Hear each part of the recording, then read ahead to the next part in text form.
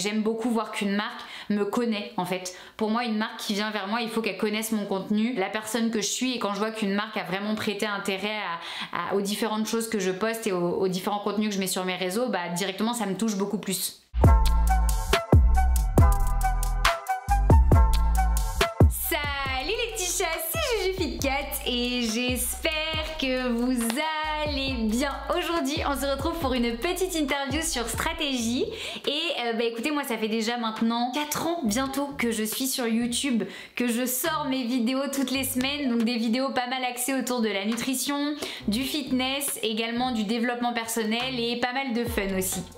L'article qui m'a le plus marqué dans le magazine Stratégie, c'est l'article en fait sur le live shopping. Et là je me rends compte que je suis mais totalement à la ramasse, c'est-à-dire que je n'avais absolument jamais entendu parler du live shopping. Et c'est vrai qu'après avoir lu l'article, je me dis l'intérêt en fait de ce live shopping là, je pense que c'est surtout l'interaction qu'on a avec les personnes qui nous suivent et le fait qu'on peut vraiment en direct live leur montrer en fait que ça marche. Et ensuite en même temps on a cette possibilité d'interagir avec les gens qui nous suivent pour qu'ils puissent justement nous poser des questions, qu'on puisse y répondre directement et ne pas louper les questions des gens par rapport aux produits qu'on met en avant. Donc je pense que ouais, ça peut être quelque chose de très cool qui peut bien se développer dans le temps et qui peut être hyper intéressant, que ce soit pour nous en tant que créateurs de contenu et surtout pour nos abonnés et pour la confiance qu'on a envie d'instaurer avec eux.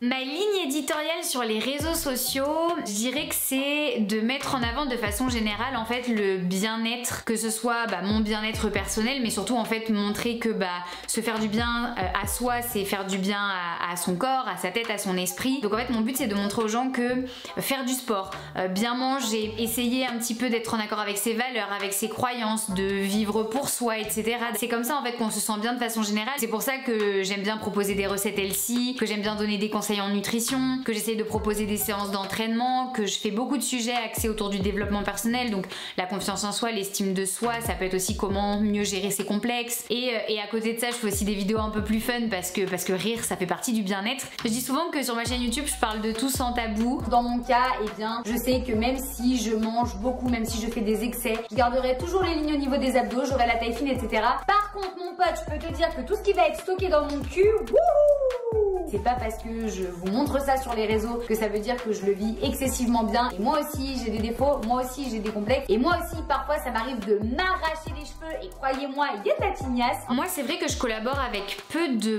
marques parce que déjà pour moi dans un premier temps c'est hyper important de tester les produits quand je reçois des produits à la maison. Donc la première étape elle se fait surtout par un gros tri au niveau des mails. Premièrement, si la personne qui m'envoie un mail se trompe de prénom, moi c'est vrai qu'on a beaucoup tendance à m'appeler Julie au lieu de Justine. Je me dis ça veut dire que la personne n'a pas forcément réellement prêté attention à mon contenu. Quand quelqu'un aussi envoie un mail qui est totalement impersonnel, j'aime beaucoup voir qu'une marque me connaît en fait. Pour moi une marque qui vient vers moi, il faut qu'elle connaisse mon contenu, la personne que je suis, et quand je vois qu'une marque a vraiment prêté intérêt aux différentes choses que je poste et aux différents contenus que je mets sur mes réseaux, directement ça me touche beaucoup plus. Moi j'ai tendance à beaucoup travailler sur du partenariat à long terme. Je suis pas très fan des one shot, c'est pour ça que je travaille avec peu de marques, des durées qui vont durer au minimum 6 mois, 1 an, 2 ans. La plus longue collaboration que j'ai actuellement, on se dirige vers les 4 ans déjà. Et des fois je préfère choisir des marques qui vont avoir moins de budget mais avec qui je vais pouvoir grandir.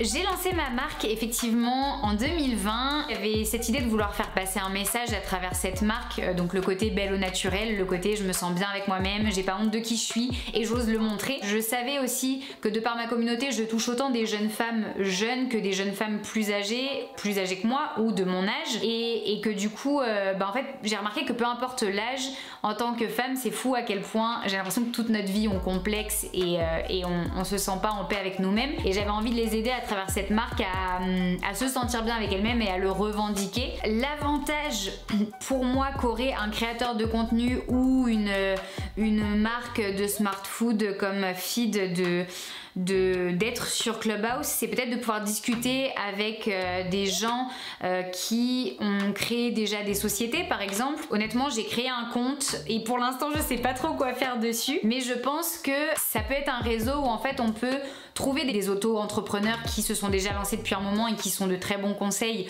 pour aider d'autres auto-entrepreneurs à se lancer. Je pense qu'on peut aussi, en tant que nous, créateurs de contenu, que ce soit sur Instagram, YouTube, etc., apporter des conseils à ceux qui ont eux aussi envie de se lancer dans cette aventure-là. Ouais, pour moi, Clubhouse, pour l'instant, ce serait peut-être une plateforme où les gens peuvent un peu s'entraider pour essayer de mener peut-être les carrières qui les intéressent. Pour ce qui est du contenu que je publie sur Snapchat, il faut que je sois honnête, ça fait longtemps que je n'ai pas publié de contenu sur cette application. J'ai eu une période où je republiais les mêmes stories que sur Instagram parce que j'ai remarqué que dans nos abonnés, même si les gens pour une grosse partie nous suivent un petit peu sur tous nos réseaux, il y a des gens qui sont plus adeptes de certains types de réseaux. Ensuite, je me suis dit ok non, j'ai envie d'avoir un contenu exclusif réservé à Snapchat parce que par contre pour le coup sur mes autres réseaux sociaux, je fais du contenu différent un peu partout et je me suis dit il faut que ce soit pareil sur Snapchat. Et en fait aujourd'hui je dois avouer que pour moi, Snapchat, c'est une application qui bug beaucoup. C'est compliqué de réussir à l'ouvrir, à poster des stories, etc.